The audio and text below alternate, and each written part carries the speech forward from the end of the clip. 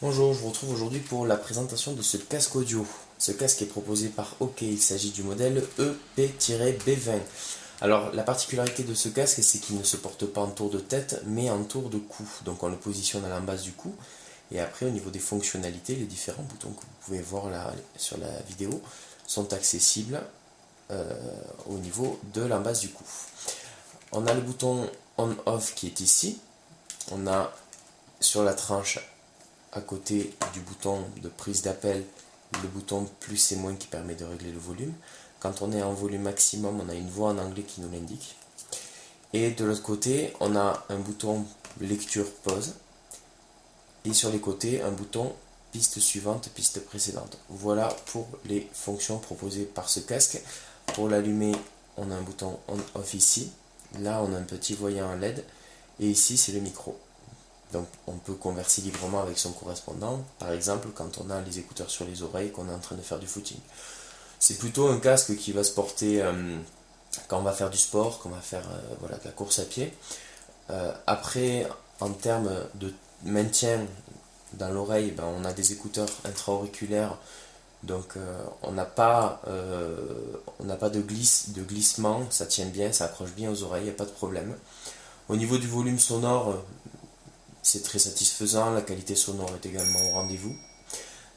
Ce casque repose sur la technologie Bluetooth 4.1. Alors en général, les casques que je suis amené à tester sont Bluetooth 4.0.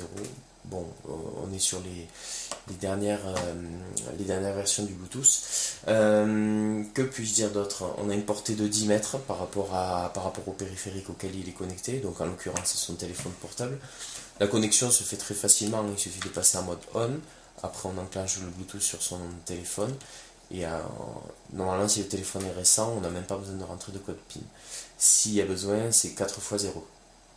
Ensuite, on a un manuel qui est en anglais, français, espagnol, italien, chinois et allemand. Donc, la traduction en français, elle est à partir de la page 17. On a un dessin du casque avec les différentes fonctionnalités qui sont rappelées.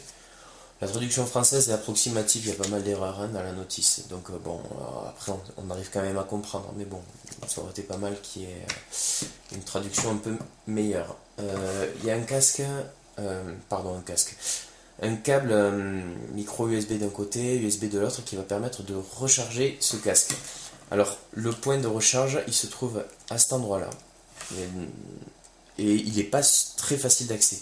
En fait, il est recouvert par un caoutchouc et moi je galère un petit peu pour le retirer d'ailleurs quand j'essaye. Vous voyez, on n'y arrive pas facilement. Il faut insister. Alors, ou alors il faut avoir vraiment des petits doigts, mais moi en l'occurrence, je trouve pas ça très évident pour pouvoir retirer le casque, la languette à caoutchouc. Je pense que ça, ils auraient pu réfléchir à quelque chose de plus pratique pour pouvoir y accéder.